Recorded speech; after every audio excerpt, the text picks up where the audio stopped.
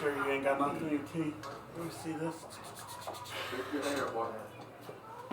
Stand up straight. You like Papa John? Get them back. Get them back. Let them know your granddaddy is alive.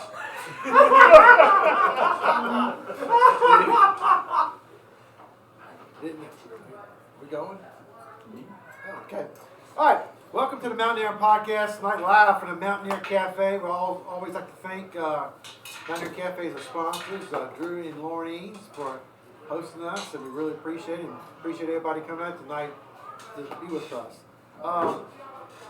Coach Helmet, we have a special guest here today with us, player. You want to let us know who this fellow is? This here is Avery Mitchell. He's a sophomore. He's played cornerback, linebacker, receiver. He's done anything and everything we could ask him. He's a heck of a football player. He's got a bright future. So last Thursday versus Clark, he's been playing cornerback all year, and I put him in as a linebacker, and he adapted really well and made a lot of plays. And then we had a receiver go down with a hamstring bothering him, and he started at receiver and came up clutch. He caught 2 touchdowns. One was called back for a hold or something. And then he caught one late in the game to take the lead and kind of seal the deal. So just super proud of the player he is and how he's come along in his sophomore season. I think I kind of lit a fire under him in the beginning of the year because he was getting some starting reps and we had some scrimmages, and I didn't think he was quite ready, so I made him play a JV game, and then he didn't want to do that no more. He never looked back, so he played varsity the rest of the year. Yeah, so Avery, you're the 3rd generation Mountaineer, right? You're the grandson of the great Johnny Mitchell, who is alive. We had a recent podcast before this. We didn't know if he was alive, but he is alive. And you're the son of Madison County legend, the great Trey Mitchell. How does it feel to wake up every day to being the son of Trey Mitchell? Good, yes. I mean, does your dad help you out on this stuff? I know he's always, every time you go to a game, he's always there. Yes, sir. Every game. Every game? Yeah. And so let's talk about the Clark game. Were you nervous for the game? Did you know you were going to start for the game? I knew I was going to start Wednesday during walkthrough. Stephon hurt his hamstring. We were basically done with our scout up, and he hurt his hamstring, and this was like, be ready tomorrow, you're going to play. Yeah. So that's when I knew I was going to start. I was nervous going into this game because I knew if we would have lost, we wouldn't have made it to playoffs. So that is the definition that you always hear, next man up. And that's what it takes to be successful, because there's no way you're going to be able to stay healthy for the whole season. That's a long, grueling season. I mean, when did you guys start? We started August 1st. So, and it was probably 100 degrees that day? Yeah. And then outside right now, it's like 30 degrees. So, I tell them that from day one. It's a long season. It's supposed to be. I tell them all the time that our expectation is to be having Thanksgiving dinner together. We haven't got there yet, but that's what we strive for, and that's what we want to be. And like I said, we have a really, really good group of young guys, and this Avery shows you, kind of what we have. I mean, he jumped right up, stepped right in when Stephon went down, and he had 4 or 5 catches Friday night or Thursday night, and then the big touchdown for the go-ahead score. I mean, it doesn't get much better than that, Yeah. So Avery, what's been your most favorite moment this year? Because you guys have had, you've been 4-6 this year, but you have a lot of memorable moments. You beat Green, you had the big game for the getting ready for the T-Mobile stuff. So what was some of your most favorite moments? My favorite moment was probably the bus ride to Green, because last year I was on JV and we rode there, but it wasn't nowhere near the same as the varsity bus ride. Right. So, Coach, you want to talk a little bit about the Clark game? Yeah, like I said, I think our young guys really stepped up for us. Avery had some big catches, had the big touchdown. Caden caught him, ran the ball hard. I think he had 21, 22 carries for 88 yards and a touchdown. Yeah. I mean, he's a freshman. He's 5'8" on a good day, $165 maybe $150. To tote the rock like that as a freshman at that size, it takes a very strong person mentally and physically. These young guys we got have come a long way. We knew they were good at the beginning of the year, but now that we're towards finishing up the season and trying to make a run at this thing, it goes to show like how special they are. They don't have any quit. They're young. They might not be as strong as these other guys. Avery, you're what, 15 years old, 16 years old, playing against 18-year-olds. You couldn't tell it. I mean, But he's he can playing. take out his daddy. Yeah, they're playing lights out. And I can't be more thankful. You can tell they don't want it to end. Right. And they have years left to play. Yeah. But they don't want it to end. And they're going to give you everything they got Yeah. for 4 quarters. It's really, you have a really good mix of seniors and leadership and a bunch of young kids. So, Yeah, so we have 16 seniors this year. Hardly any juniors. I think we got 5 or 6, and then we're loaded with sophomores and freshmen. And it's exciting. It's exciting for the future. It's exciting for right now. I like our chances Friday. We had a good day of practice today and wrapped it up with some film, but just to think about the talent that we have that's so young and should be here for years to come. So, Masson went on a dry spell there against Clark, 21 years in a row we lost to him up until last year. Do you think the last year kind of broke the ice on that? I think for us as a program, when I took over, these Central Woodstock, Strasburg, and Clark are more of a mental game for us than anything. They are physically stronger. They are good programs. They do a lot of things well. But, we've started competing and playing with a lot of teams, and then we get to our district, and we run into these guys. But I think beating them last year and upsetting them in the first round of playoffs when they're the 1 seed, they're 10-0, really helped us with our steps towards the future. We're not, we're 4-6 this year, but we've been in almost every game. Every game's gone to the third or fourth quarter, and you can't say that about the games when I first got here or before I got here or we got here. So I think we're definitely headed in the right direction. I think that was a huge momentum booster and it helps our kids realize, like, hey, we can play some ball with the big guys. We're pretty good ourselves, and it takes time. When it takes time for a culture to end up where it was before we got here, but it takes time to get out of that. And I think we're doing a good job of making strides every year to be where we want to be.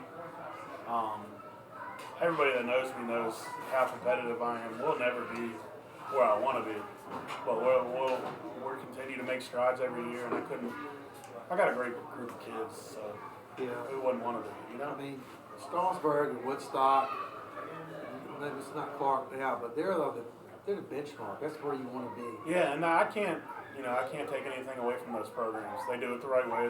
They're good at what they do. I think one of the biggest difference in them than us right now is, they lift during school. I have to do my best to get the weight room open and get these kids to come in, but they literally have a class where they're graded on it, so they're lifting as a unit pretty much all year long. So until we can kind of lift it like they do and get as strong as they are, it's going to be harder for us to I think really. one of the hardest things about coaching and never gets talked about enough. I mean, I don't care what your X's and O's are, what defense, what offense you call, but the main thing is get the kids to buy in. Yeah. I mean, the buy-in is the whole thing. And once they believe and buy into it, the sky's the limit. So, anything else you want to talk about this year? I mean, I just You No, know, I'm talking to him this time. sorry, Avery. Anything else you want to add? Anybody you want to thank? I want to thank all the dinners who are donated. I want to thank everybody who donated food, all the pizza at the end of the games. Just want to say thank you to everybody for supporting. Yeah, that's a big thing. Team camaraderie, getting together. The games, the records is one thing, but the things you get on in life, and you've got some other good gentlemen here. They'll tell you those are the times that you're going to miss the most, being with your teammates and the brotherhood that's going to last forever. It really is. So, Larry, also this game was a big milestone in Madison County history. People out there don't know this is the 79th year of Madison County football, and come up with the 500th win. Now, I want to tell you a little something here, a little history lesson. So, 79 years ago, the first win Madison ever had was on October 21st of 1946. With Pop Price, the coach, who beat the Culpeper JV 13-6. 20 years later, September the 2nd, for the 100th win in Madison history, Caroline beat Caroline County 35-14 with George Galupe. I don't know, I'm not sure. Does that sound right, guys? Galupe. Yep, George Galupe.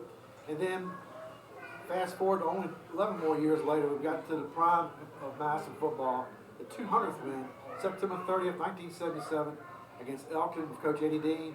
Madison won 34-0. Then we go on to 1990, September 28th, the 300th win. Coach Eddie Dean again beat Lou Ray 44-0.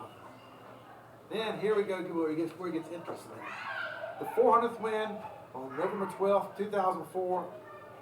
Coach Eddie Dean, Madison beat Clark 19-7. 21 years, look, we lose. That was my junior year, by the way. This was your junior year? So look, so you're a part of the 400th win and the 500th win. Yeah. And Madison lost a 21-year losing streak to Clark up until last year. And then this year, on November 6, 2025, Clark beat them at Ed Clark 27-10, Coach right here. Now, hey, that's something you'll be able to tell your grandkids about one day. So you can always brag to your daddy, too, that you got a 500th win in Madison. What does that win mean to you, Larry, as a coach? It means, a lot to me in the community. I mean, when, I've told people this for a long time, when you go into Wetzel Gym for a basketball game, volleyball game, there's only one banner that's full. That's football. Yeah. I mean, it's a football school. It hasn't been where we want it to be the past few years, but it's a football school, and it's got a lot of rich football history. Yeah, that's right. So, talk about this week. Madison's all-time record in the playoffs is 41-30. Opponent this week is Stuart Strath. Yep, we're 9-9 against Stuart Strath. And the last win was 1993. We won at Stuart Strath 34-14. Let's talk about Stuart Strath. Stuart Strath's a good football team. They're a physical football team. They're pretty similar to Lou Ray.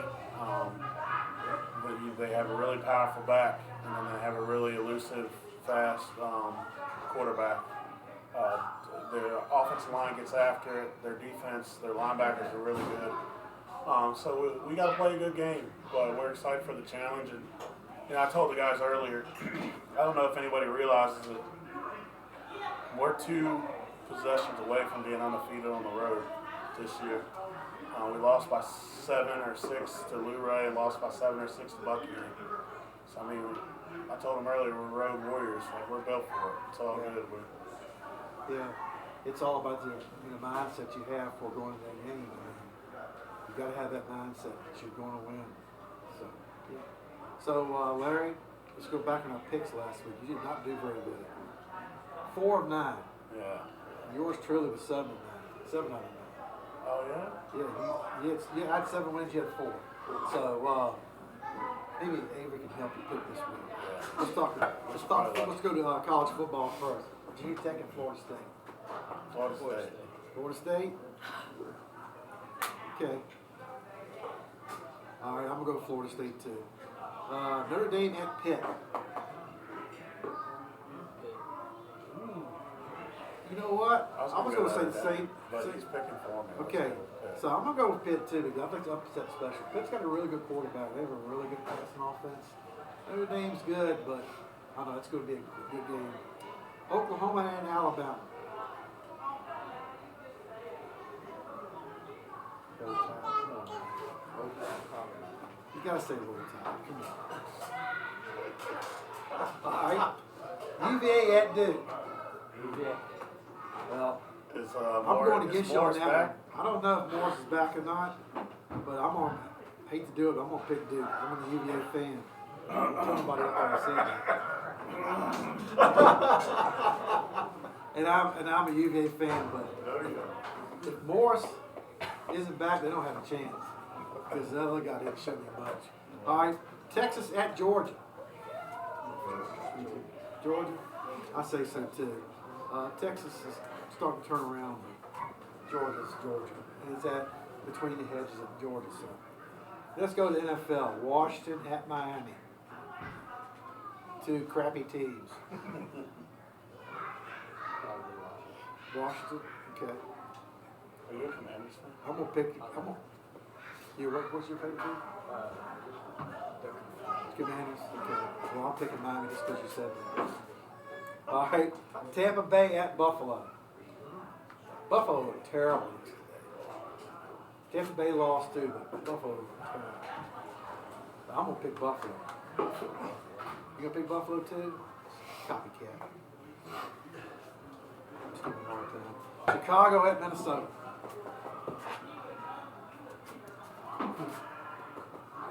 You didn't know it. Minnesota. You gonna pick Minnesota? I'm gonna pick the Bears. Cincinnati at Pitt. The Steelers. Pittsburgh. Pittsburgh. Yeah, I think you're right on that one. Seattle at the Rams. Rams. Rams. That Stafford's playing lights out. I'm gonna pick Seattle just because you said that. He is. KC at Denver. I'm gonna go with Denver. Kansas City's just, what are they, 4-5, 5-4? They're not 5-4. figuring it out. Yeah. I'm gonna pick KC because they're too lucky not to lose again. Detroit at Philadelphia. Detroit. I know you're gonna say that. You want to go, Jerry? Let's go to Philly and watch Detroit play. Since I don't like either team, but It's about the experience. yeah. And the world famous Dallas Cowboys at the Las Vegas Raiders. Raiders. Cowboys, come on, what's wrong with y'all? No way. Gosh, That was terrible. So, Coach, anything you want to add about this week? No, I just want to, thank you for doing this. And thank everybody for supporting us. And Yeah. please make the ride over to Fishersville on Friday to watch us take on the Cougars. You got plenty of places to eat in between there before you go to the game. Yeah. Plenty of places to eat. Avery, thank you for coming. I really appreciate it. You're much better talking than Dad is. Thank y'all. Okay, now we're in for a treat tonight. We got two Madison County alumni, two Madison legends. They're second generation Mountaineers. Yeah. Jeff Tucker and Moose Suits. Oh, man. I'll put you in the middle there. You can be the legend. You got Oak Park royalty right here. Oh, Oak Park's all over. Okay, go back. I remember as a kid, Jeff coming down to Mom and Dad's because he was good friends with my older brothers, Ricky and Mickey. And coming down there and eating and stuff. And I also remember your dad. We're going to talk about him a little more in a second. Okay. In Madison County, the one thing I always say about Madison, that we have the great landscape and beautiful mountains and all this stuff.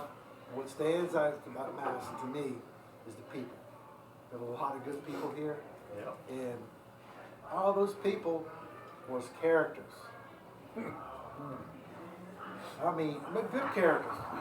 But a lot of fun people. Yeah. And to me, at the top of the list was Don Oates. amen. Oh, my. Amen. Don Amen. Oates. And there's a lot of stories we can tell. We can't tell them on this camera.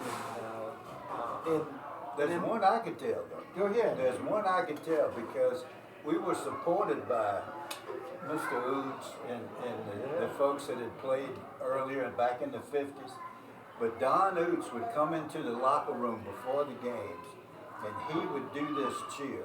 We're Mountaineer born, and we're Mountaineer bred, and when we die, we're Mountaineer dead. I mean, but it turns out, in one of the old Mayhaus, that was an actual cheer that the cheerleaders did back at that time when they were the Indians.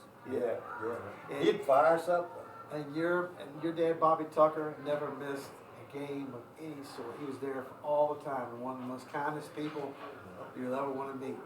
And he was a huge supporter of Madison Athletics over the years. And what we want to talk about tonight is we want to talk about your dads. They both played football together at Madison, as you two actually played football together at Madison, which is very unique. And I want to bring that to attention because I'm afraid in the years to come, people are going to forget about those guys in the 50s.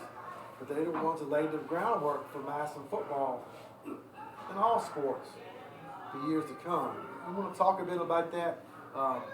Let's go first. We'll talk about from 50 and 52, Madison had a 22-game win streak. And then from 50, they went 9-0 under Coach Chuck Nutt. Now, we talked about Chuck Nutt on an earlier broadcast here. Anything you guys remember of Chuck Nutt? Daddy absolutely loved him. And of course, he was only in Madison 1 year. Yeah. And he came, they were undefeated in football, undefeated in basketball. And years later, Chuck Nutt on the radio in Richmond said that he should have quit right then because he'd have been undefeated after that. But he coached at VCU and Tech later on. He went to coach basketball at VCU, then he coached football at Tech and at South Carolina. And so, he did that. And then next came on another Madison legend, Coach Jim Moeller. That's a name I hope people don't forget because Jim Moeller coached football and basketball and baseball too. For years in Madison. And then after that, he went on to coach Madison Blue Jays in the Valley Baseball League. And he's also in the Valley Baseball League Hall of Fame. Anything you remember about Jim Moeller and Jack's talk about him? Our dads absolutely loved both of them coaches and stuff. They had total respect for them. They knew the game. They knew they was going to put the best ones on the field and give them the best chance to win, and they played their hearts out for them. They absolutely played their hearts out for them. Talked about them all the time. All the time. And in 50, they were 8-0. In 52, they were 5-1-1. In 53, they were 7-1. So that was probably some of the first years of the Madison football dynasty coming along. I know your dad was number 45. And Bobby was number 30. 44 or 45. Running back, 44. I mean, back then, football was a man's game. I mean, it was physical, no face mask. I guess it was a leather helmet back then, right? And they were the Madison Rockets up until 52. 53 is the first year they were actual Mountaineers. Indians. They were the Indians. The Madison Indians. They were the Indians. Yes, Madison Indians. Yep. So, is there anything you can share with your dad said back in talk about those playing back in those days? Well, earlier you talked about the camaraderie of the teams. Yeah. And because you were talking with young Mitchell about that and how you never forget. But they had a core of fellows that absolutely loved each other from that team for years. Yeah. Years later, and those times that they had. But they were some tough nuts back then. There's no doubt about it. And Daddy would talk about, like Don Oots. He'd just knock your socks off. Lee Gibson, Red Faulkner. I mean, so many of them. Phil Coppage, and quite a few of them. Jimmy Graves was also on those teams back then. Jimmy Graves, They also they played the games, but they also went over to Woodbury every Wednesday to scrimmage Woodbury. And Woodbury, they were pretty much more of a prep college team when they played them and stuff. And they hung in there with Woodbury on Wednesday scrimmages, and that was a big test for them on Wednesday. Healed up on Thursday and played on Friday. Yeah, so they actually played 2 games. Yeah, absolutely. Yeah, and Woodbury was good to them. Daddy would say that Woodbury gave a lot of equipment to Madison High School. That's happened a lot over the years. Yeah. Woodbury did that to Madison. Yeah, so one of my, as a child growing up in Madison, was going to the games, and on the visitor side, next to the concession stand, were all the old Madison players would stand in. And Don, and Bobby, all of them, those guys over there, and I look forward to listening to those guys talk and telling old stories. That's the one thing that I miss about my parents is not being able to hear those stories. And I wish I'd have paid attention to them. They were talking about it years later. But those guys, I mean, it was a trip, man. They would, and Don would be there, and he would challenge you. Yeah. Or on the side, he would let you know it. And your brother Greg, and we'll talk about him a little more in a minute. But You was away from the coaches, the home side, the coaches caught you on the other side. You got more of the, you better get your job done. You better get your job done. had them post over there, that big old steel cable, and people lean up against that thing the whole time, and it was packed around there. Let's go on. So then go from there. Then you guys come along and play for Madison. Growing up, was there Little League football back then? Yep. It was. Yeah, that had started a few years earlier. Some of the older fellas, Charlie from Knott, the 50s, Stevie helped Campbell. get it started. Yeah. And that was huge. That was so much fun when that first started. And then the Saturday games, and then Coach Dean and Spagoni and all of them would come and they would referee the games. And Where'd y'all play at then? High school? Waverly, yeah. Waverly, yeah. Yeah, people don't realize Madison used to play their high school games at Waverly. Yeah. And And they the used- old house was where all the equipment was stored, Right. where your office is now. No, not one. I'm talking about Waverly. That way, Yeah, I mean, Yeah. you remember the old house over Yeah, there? oh yeah, up on top there where the next trail used to be at. And so, and the home plate for the baseball field was back in that corner where that old equipment building is down there. And they would hit a home run, and hit it towards the school. Yeah. Yeah. But yeah, and then see you guys growing up, I mean, who'd you guys look up to? I'm sure your dads. I remember Russ Tompkins. We used to play. They don't allow them to play. The kids play around the field. They don't allow that no more. But we used to play. We were watching, then we'd go off to the side and play, and then come back and watch, and just Tackle. yeah, the real deal. Yeah, the real deal. So it was a lot of. It was a lot of. Yeah. And as a kid, watching those late '60 teams, the John D. Mowrys, Yeah. and back when Jack was Barry was quarterback, and just they were men playing them. You know, there's no doubt about it. And you looked up at it, and when they first came into the Skyline District, Strasburg had always been the big dog. Right. But I think it was '69 that we beat them for the first time, and then they were no longer the kingpin in the Skyline. They didn't like it much either. Yeah, I'm sure they did. It was a fun time to be growing up, and I always tell people, downfall of football was when they invented the round ball. Because you don't Larry's talking about weightlifting. They had no weight room back then. The weight room back then was working on the farms, and everybody worked on the farms, packing square bales of hay all day long. Yeah. And then you'd go straight from there, Straight to practice. straight to practice. Eddie Dean didn't have to have but one practice a day. Most schools had 2 practices a day. But Eddie did one because he knew everybody else was working. We all country boys and we all working, so we already got our first practice in. Our first practice was conditioning in a hay field or building fence or something. And the people we worked for, they were Mountaineer fans because they didn't make the work easy. You pick up a bale of hay, and wasn't no kicker bale. You pick up a bale of hay, and they put the tractor in the faster gear, so you had to run to catch the wagon. They wouldn't clutching and stop for you. Wasn't no clutching and stopping for you. Yeah, and Dave Chris did a world of good for me. He convinced Jimmy Graves to give me a job in the hayfield on the summers, and they were big enough operations back then that every good day we went in the hayfield. And I was glad for football to start. I can tell you right now. So, Coach, maybe you could convince a hay farmer around here to go back to small bears, put the whole team out there, and be ready for football. Speaking of Dave, Chris, he's probably one of the best coaches that ever coached out there. We both started on the offensive line, and just what he taught you, the small stuff he taught you, the little stuff.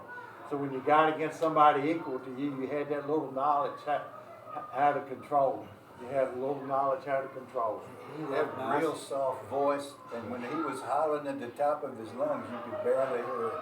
But he was a heck of a coach. Went on to Blacksburg, won some state titles down Double A. Yeah. Double A state title. Yeah, he had quite the dynasty in Blacksburg for years. Yeah. And I think some of his sons are actually coaching there. In the collegiate program. They're coaching college. His son's coaching college. And so we talked about what life was like back then. I mean, going, working all day, and going straight to practice. I mean, there was nothing to do in Madison back then. There's not much to do now, but there wasn't really nothing to do back then, was it? Just hang out with your friends and stuff. And, Go to Rick's for training meetings. Yeah. Rick's. Yeah, Rick's restaurant right across the street. End up over here shooting pool. Pool was about it. So, Maybe. what was the importance of community sports or Madison sports back then to the community? Well, you saw it at every game. You know, you talked about the home games. I mean, that whole bowl was full of fun, especially when we were playing Culpeper or Orange or Greene County. I mean, the place was packed and we had support. You remember coming back from the state championship game when we were met at the line with the fire department and all of that. And we came back and Mr. Graves and all of them, we had a big steak dinner waiting for us. And they gave Coach Dean a car. Yeah, that's right. Yeah, big old station wagon. Jackie Graves. Yeah. I mean, it was, everybody in this community made us feel really special. That's wild. It was a Chevrolet from Jackie Graves, but Lucy Eden was right there too. They had the Chevrolet and the Ford man standing side by side. So that was a pretty neat moment. I think about your parents, Gary, how they were load the farm, help up, and never missed a game. And just do that through the whole county, the Greens. It was everybody traveled. Home game. When you went to a away game, we always had more fans. On the away side, we should have flipped sides. They should have given us the big thing. Except for Orange, if you go to Orange or Culpeper, it was about the same. But any other game, Mountaineers took the fans. And hope you take them Friday night to Stewart's Draft to make that a home game. Amen. Yeah. So, Jeff, you're a year older than us, right? Yeah. So your first year at Madison was a 72. Yes. Correct. And so you guys go on and win every game that year. And I mean, the scores on here are crazy. I mean, 55-0, 55-8, 69-0. I guess your closest game that year was against Wayman Road, 9-8. Oh, yeah. And that was the game, I believe, Joe Jenkins kicked the winning field goal to win. Yeah. And Monroe didn't like that very much either, I tell you. You had to keep your helmets, well, can I say that? You had to keep your helmets on when you were playing Greene County over there, because the rocks could get to flying, I can tell you that. Especially when you beat them 9-8, they didn't care if you were. The windows had to go up on the bus and the heads had to go down. Yeah, and Floyd Blankenberg would be throwing gravels getting out of there on the bus. Well, I'm going to tell you what, Floyd always got a new bus, but when he went to Greene County, he took an old bus. That's right. He wasn't going to let him rock his new bus. But you talk about a legend. Floyd Blankenberg Yeah. would be a legend in Madison You're exactly right. athletics. Because he would bring us over that mountain in a fog. You couldn't see the front hood ornament. And he'd bring us on over there. Yeah. And that's why I like to talk about people like this so they're not forgotten. Yeah, I mean, absolutely. so many people. It's a lot of them. And they started the Hall of Fame thing out at school now, but you think of the Hall of Fame and you think of Floyd Blombackers and you think of Radar Finks and you think of you think of our teams are so strong because the kids behind the first string, the second string, were the same as us. It wasn't much to separate you. So you had to kind of get in gear. You're gonna lose your position. And I think about all the second and third string players we had that had to practice against a Greg Oots or Sleepy Johnson or I got to practice against Sleepy Johnson. So they took a beating Monday, Tuesday, and Wednesday. The other teams we played only had to take a beating on Friday, but our second and third string heroes, they absolutely heroes. They took a beating Monday, Tuesday, and Wednesday because they pushed. Sleepy's forearm was like an iron pipe. I can tell you that from experience. And he had one move. He was to hit the first play of the game. His move was to hit that fellow in front of him with that iron pipe, and then he owned him the rest of the game. I mean, absolutely. So 71 were 12-1. 72 were 12-1. Lost both times the state championship. 73 were 13-0. 74 10-1. 75 11-1. 76 12-1. That whole spell right there was the regular season, no losses. And on the regular season, all those losses were in the playoff game. Madison's next loss was the 76 at Orange, lost 32-20, 1976. But then won the state championship. That's exactly right. That was the only loss that you did. That's right. That's exactly right. But to my daddy, by losing to Orange, the state championship did not matter. did not matter because we lost to Orange. So we lost to them. I think it was a 55-game regular season winning streak, which they started one earlier, but theirs won by 20-some. But we didn't got to 50-some, and we lost at Orange, probably 32-20, I think. Yep. So the state championship we won that year was not that great since we lost to Orange. So we're talking about a Madison legend. We're talking about Greg Oots. To me, if you ever see in the NFL films of Dick Butkus, that was Greg Oots. And Greg played 71, 72. Was he on the 72 too? Yeah, he was a 4-year star. Yeah. So, 71, 70, he's only lost 2 games. He won 1, 2, 71, 72, state 73. State championship, runner-up, 71, 72. 2-time run-up state And championship. finally won his last game. Yeah. You want to talk about Greg? Greg was a different kind of player. He was a combination of mom and dad. Dad had physical talent. Mom had the grit. She was a tailor from up at Crickersfield. She was very athletic also, but she put the grit in the family. And Greg and Tinkerbell got a double dose of grit. They kind of different. When I was coaching with Coach Larry,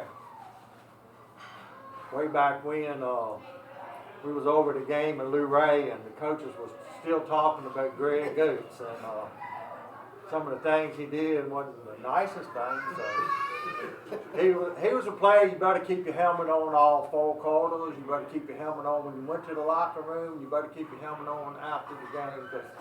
And then by ways, in between the lines, outside the lines, in the locker room, you was gonna get hit.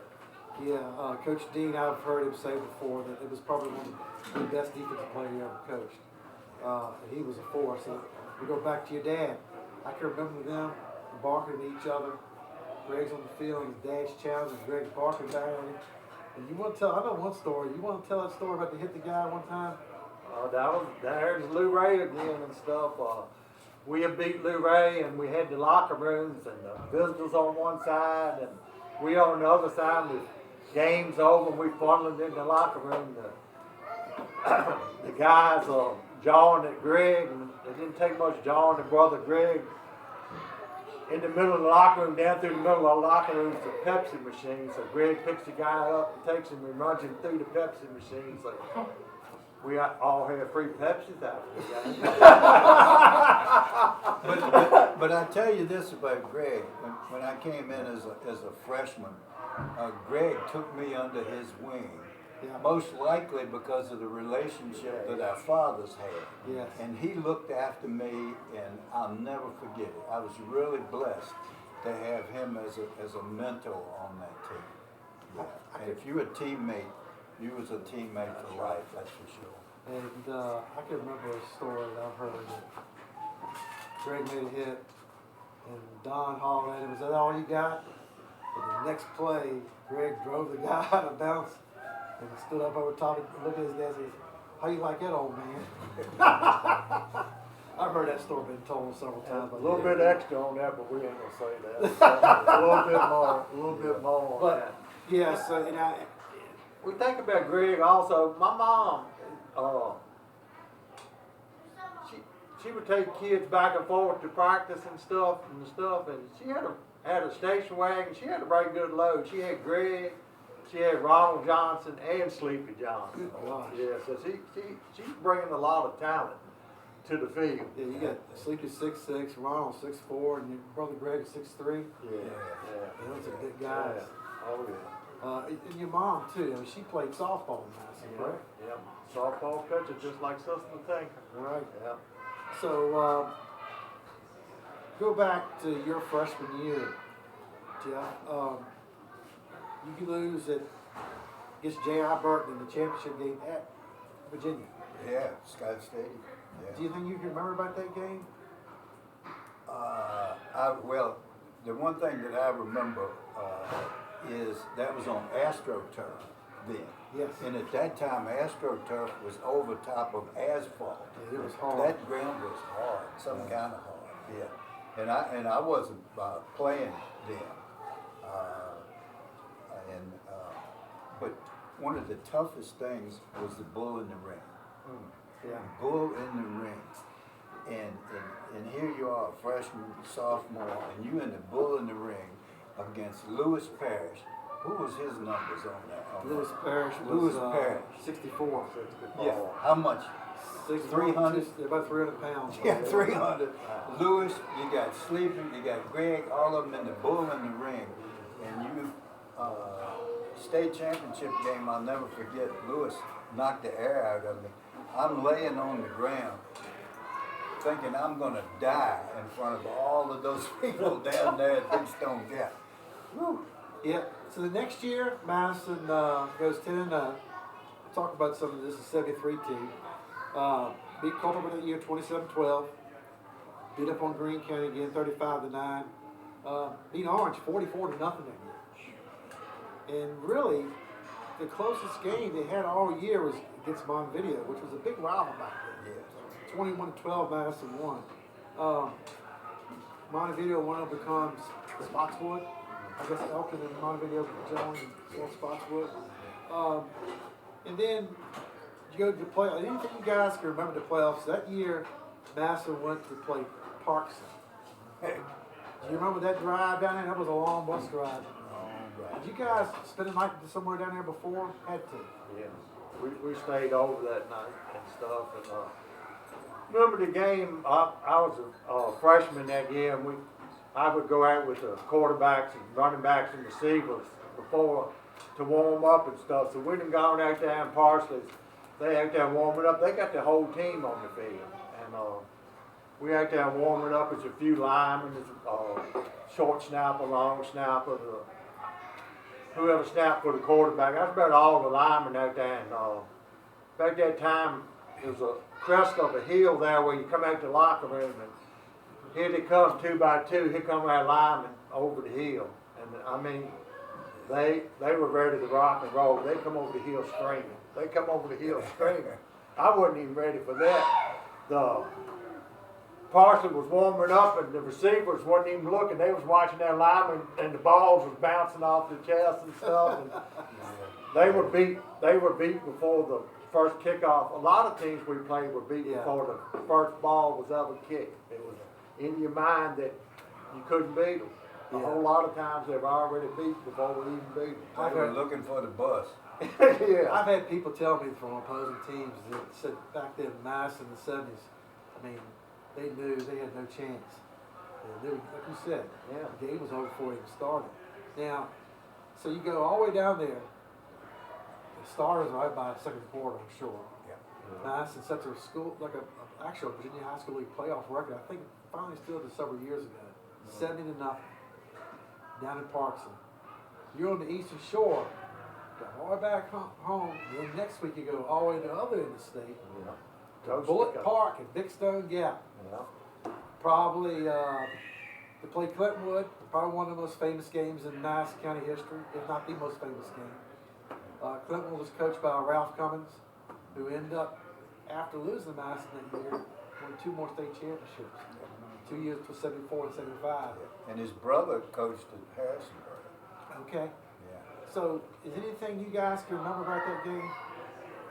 There's a video on YouTube. It's got you can see the little bits of it, but Well, other than getting knocked out in Bull in the ring before that was started. The last play of the game was when CJ had knocked that pass down in the end Two-point zone. conversion. Yes, and it was what a thrill! What a thrill! And the Madison fans just went, wow! I mean, it was really something. so after 2 years in a row, the state run up and finally won. Can you describe the bus ride? That's a long bus ride. Y'all took the trailways down there? Yeah. A couple of them. Yeah. Couple of them. Fans took quite a few of them too. What was it? 15 buses? I mean, Yeah. it was a lot of buses. Well, as a team to leave out, and then you see a sign out there on the hill going across the bridge there going in green, the last one shut the gate. That's about what anybody wanted anything in Madison. It's during the state championship game, they could have had it because the county was empty. The county was empty. So you get back to Madison, you describe the reception you got at the county line. Yeah, to see the fire truck, it was just something you never forget. Right. So, I mean, you want to talk a little bit about Coach Dean, about him from that year, and the whole coaching staff, really. We talked about Dave Chris. Nobody really understands how young Eddie Dean was then. He was not a whole lot older than the players. He was older than them, but he was real young. You look back at some of the pictures and stuff. He's real young, but his football mind is just it's unbelievable what his football mind. He was before his time there. Most teams were running, but he would throw it. So would Ralph Cummins and stuff. But just how quick he could adapt in a game. He liked to play 2 platoon. He always played 20-some players, 28, probably 28 players. He would play Greg Oots or Carlton Johnson or Sleepy Johnson. He would play them down near the goal line when we absolutely had to have something. But he played a lot of people. That's the reason a lot of people come out and play for him, because he played so many players and stuff. The way he adjusted at halftime, it's like none other. He just knew it. Yeah, and he was a math teacher. He's a mathematical genius, I can Yes. tell you that. And somehow as a senior, I ended up in his math analysis class. I didn't have a clue. It's a good thing he was grading on a scale, because I didn't. But he's just a brilliant fellow. So the next year is 74. You are a junior? Yeah. You're a sophomore. It's pretty. Nobody talks about this much. Madison played that year. Up until the playoff game, they only allowed 32 points for the whole year. They had 1, 2, 3, 4, 5 shutouts. 7 points. It was Strasburg 27-7. Orange was the closest game, 12-7. Beat Green 10-0. Beat Comer 26-0. And then you got 6 points, 60-6 to Page, 40-6 against Elkin. And then Woodstock 29-6. Then you get in the playoffs, Palatine. You remember that game? We lost 34-18 after not allowed to get more points in that one game in the whole Well, season. that was a double wing. Double wing, and I'll never forget the first play of the game. The fella in front of me, I looked down, I saw his foot, and he must have been wearing a size 20 shoe, and that was a long night. I do remember that. Yeah, I was a sophomore, and I probably playing defense, and from the end of the first quarter to the end of the game, they were hitting me so hard I couldn't even feel my body was numb from it. Yeah. didn't tell the coach because you never told the coach you was hurting because somebody else will take your spot and you might not get it back. So Yeah, long night. long Very long night. night. So then the next year, the 75, once again, won every game up until the last. Closest game that year was 17-15 to Montevideo. Montevideo was tough back then. Montevideo Maroons, if I'm mistaken. They were good. They were a yardstick team, but that year, 10th game of the season, I think it might have been Central of Woodstock. That's exactly what I was going to say. That Central of Woodstock, and Mike Stiles got hurt. our starting quarterback, who was a super athlete, a great athlete, because he was a starting point guard on the state championship basketball team, and he's starting quarterback on the next year's football team. But he breaks his leg in the 10th game of the season early, so you know. So we have to play the next game, first round of playoff, regional playoff, with a quarterback ain't never took a snap, was Joe Thomas Yao. And Joe was he was a gritty player and stuff. That year we had to play a team that had Billy the Horse Johnson that ended up at playing for North Carolina and stuff. And we beat them with a quarterback that ain't never took a snap because everybody stepped the game up. 12-6. 12-6 at Albemarle, I think. Albemarle, yeah. And they said that they wanted to tell us Billy the Horse got hurt the week before. He wasn't hurt because he scored a touchdown in the second quarter. So he might have got hurt during that game, but he wasn't hurt the week before. Yeah. He was fine because he run pretty good when he got to North Carolina. We filled the box and pretty much cut him off. And so then you go to Bowling Green, I believe it was on a Saturday afternoon, and they lost 32-12. Yeah, They were good. fast.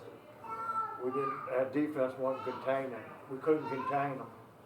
If we could have kept them inside, where we could, they had fast running backs. If we could have kept them inside, where we could have punished the running backs, we could have took care of them. But, Tony Alsop was the quarterback there.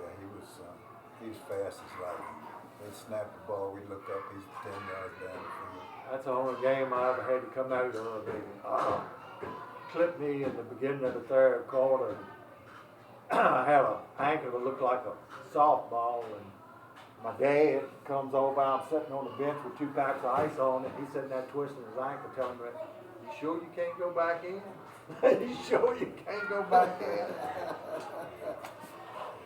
And so then the next year, started off beating Colbert 14-6. Ends up being one of your closest wins of the year.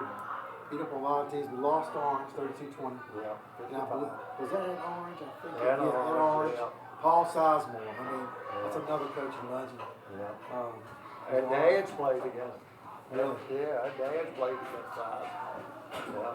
Coach Paul Sizemore. And then, so we go to the playoffs. We play Clover Hill. That was here, I believe. Beat them 45-0. Yeah.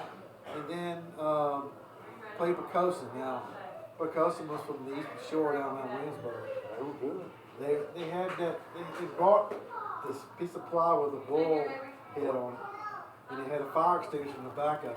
So it looked like it's blowing smoke Blowing out of his smoke out of nostrils. his nose. And he set it up on the Madison bleachers Yeah. up top. Yeah. So every time they score, which they didn't score but once, On a punt return. yep, and they blow that smoke out of it. That was it. Yeah. So then you go to play Pennington next week at Scott Stadium back again. They won 21-13 of Mike Stiles, quarterback, Lawrence Yes. Young, Yes. Sterling Young. And that great offensive line, Jeff McCurry, Jimmy Dodd. Yep.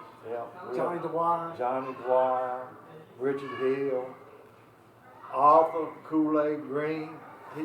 I want to get Arthur on here one day. Arthur Kool-Aid Green.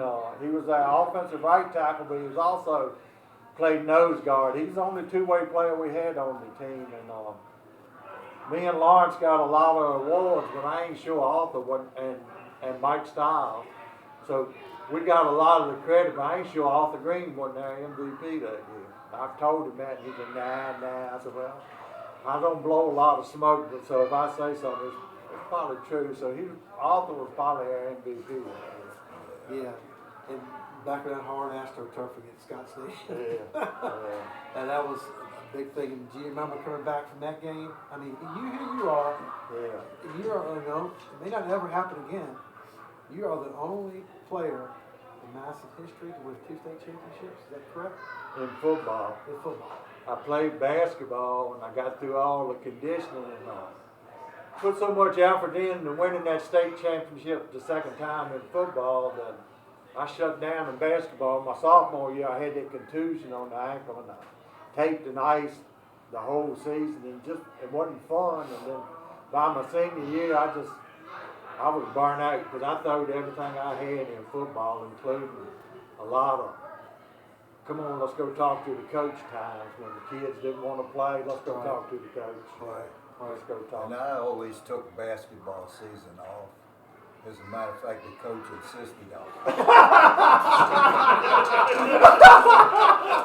He played baseball, No, I had a vertical leap of a half an inch. He's a baseball player. I run track and throw the shot. So you got something here you want to share with us? How you got this?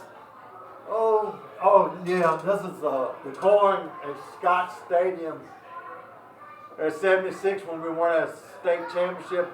This was the corn. I don't know how I got to call it. They were the away team, but I got to call it. Won the corn. I said, that might be a souvenir one day. So I slipped that there, and about 5 years ago, Eddie said, "Where'd you get that from?" I said, "Well, I called Tails, and I won it, and I put it in my pocket. I figured it was mine." We got a few more souvenirs at home, but we got a Mountaineer jug at home, and from my brother Greg, I think that's one of his prizes. So. Well, if people don't remember, back then they had an actual shotgun, and Mountaineer did. And they carried around an old moonshine jug. Yeah. With triple X's on it. Yeah. And they would carry that, and you have that moonshine jug. Yeah, oh yeah. Oh yeah. Still got some smell in it. That was at the 76 game. That was? Yeah, it wasn't with the Mountaineer. The 52 from the 73 team was carrying that. Oh, okay. Yeah. So I know no, you had that. no name. Do your homework. Do your I think homework. the statute of limitations will run out on that. I think we're okay. Yeah, I hope so. So you remember coming back with the same thing again? Coming back from 76? Yeah. I remember the team, they kept going for it on 4th down. They would get 2 yards, 3 yards, 2 yards, and they kept going. And we didn't give our offense the ball enough, but our offense was very efficient. I think they probably didn't get the ball 4 or 5 times and scored 3 touchdowns. Yeah. Do you know that video of that game online? I looked at it before I came up here. It's on YouTube. Okay. Yeah, I was watching some of that, so it's crazy. Got a souvenir from that game, too. Uh, Yeah, they had skull and crossbones on the side and oh, yeah, on a handkerchief. on the handkerchief where the quarterback would dry his towels. And I thought since we was probably going to win that state championship, that'd be a nice souvenir, too. So you got that too. Somebody in Painting now still looking for that. I wonder where it was. Yeah, they can have it back. They can have it back. So, and then after, you come back and coach some more in Madison? Yeah, come back. I was coaching Little League football, started with my son and stuff, and then 5 years old, coached with Mark Farmer and stuff, and had a great bunch of kids. And coached them up, and by the time they give me a start JV, I thought I was done coaching, but Coach Stuart Dean asked me to coach and got me to coach the offensive line. That's where I coached with Larry and stuff, and we pushed them kids hard because I wanted my son to win the state championship, and I knew what it took and stuff, and we taught them a lot. We taught them old school. We taught them old school football. Yeah. It's one on the offensive and defensive line. That's where it happens at, and that's how they was taught from Little League up. I had Little League kids that scrapped every practice. We had to kind of break that up every practice. They scrapped every practice. Yeah. And so now let's talk about what you guys are doing now for Madison football. It's all about Jesus. Everything we do is about Jesus. We try to teach these kids about God. If they want to be on a team in the Hall of Fame, their name written in the book of the Lamb. The name written in the book of the Lamb by Jesus Christ. We do something Jeff can talk about because he's done it more than I have. We do something called the Jesus Time Out. We do a fifth quarter, but he can share that with you. Well, we're so appreciative of the opportunity to do that, and that's on Thursdays before game day. And it's really a reflection of Coach Larry, who allows us to come. Several different pastors in the area come, and it's voluntary for the team, but most of them stay every week, and they give us an opportunity to give them some encouragement from God's Word. And I know over the years, the last few years, they've had a tradition of singing Victory in Jesus, in the locker room. And they're the kind of things that you just never forget, because regardless of what the scoreboard says, by knowing Jesus Christ, you can have victory. Regardless of the scoreboard, you're going to win. And I can tell you from first-hand experience, I remember when my brother was diagnosed with cancer and he was starting his treatments. That meant the world to him. He came out there and he had that ball beside his bed. The whole team signed, you guys signed it for him. And we came out there and prayed for him, and he never gave up on his fight with cancer. He was going to be in there until the very end. Yeah. And I want to thank you guys and Larry for doing that for him. That meant the world to him. Yeah. And Mickey had the victory. Yes, he did. And he received perfect healing. Yes. Yeah. Mountaineer's got a pretty good team in heaven right now. Oh yeah. It's a whole lot of legends. It's a whole lot of legends up there. A whole lot of characters. Yeah. Whole lot of characters. No doubt about the characters. There's plenty of characters. I don't think we have a lot of coaches hurrying to get up there because they are characters. Yeah. they are characters. We got a lot of coaches gonna get up there, but they taking their time getting up there because they had the handful of coaching a lot of them. Yeah. But again, so appreciative of Coach Larry and his whole staff allowing us to come and speak to the team. And the team is locked on, very attentive, very respectful, and so appreciative. Yep. As young Mitchell said earlier, he's so appreciative of the pizza and the things that we get to do together. So it's a real blessing to be a part of it. We sure appreciate it. When you do the Jesus Time Out Thursday, the kids locked in, but just the way to come up and shake your hand, we're the ones getting the blessing. We trying to give them the blessing, but they give it to us. We are blessed with young kids that are listening to what we're trying to get across and stuff. And even after a loss or something, we still got people that don't matter because the victory's in Jesus. Even after a loss, they appreciate it. They let us pray over that meal. They come to the table. And just so proud of Larry and all the coaches and stuff, what they're doing with the kids and stuff. And it's not mandatory, but the kids show up. They show up. It's not mandatory. Well, thank y'all for coming. And thank you for talking about your dads. I know they're two massive legends. Like I said, we want their legacy to live on. Yeah. And thank you guys talking about your careers. I mean, what a storybook it is that you guys, your fathers played together, you played together, and here you are all these years later, still spreading word with the team after the game, and it's just a real blessing. Thank you guys for what you do. Appreciate it. Thank you.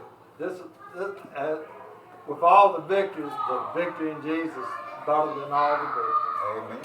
It's better than all the victories. So Thank y'all, guys. Thank y'all. hope everybody can make it to Stewart's Draft. Go Mountaineers. 7 o'clock Friday night in Stewart's Draft. It's plenty good places to eat at between here and there. If you want to stop and get something to eat, you can stop in over in Fishersville. You can go Waynesboro, in Charlottesville. So don't complain, go over and hunt. And come on and bring them. I don't think it's going to be as cold on Friday either. I think it's going to be in the 60s. Yeah. 60s, And yeah. in the words of Don Oots, we're Madison born and Madison bred, and when we die, we're Madison dead. Well, that's a good one to end on. Thank you all for coming out and appreciate it. See you next week. All right.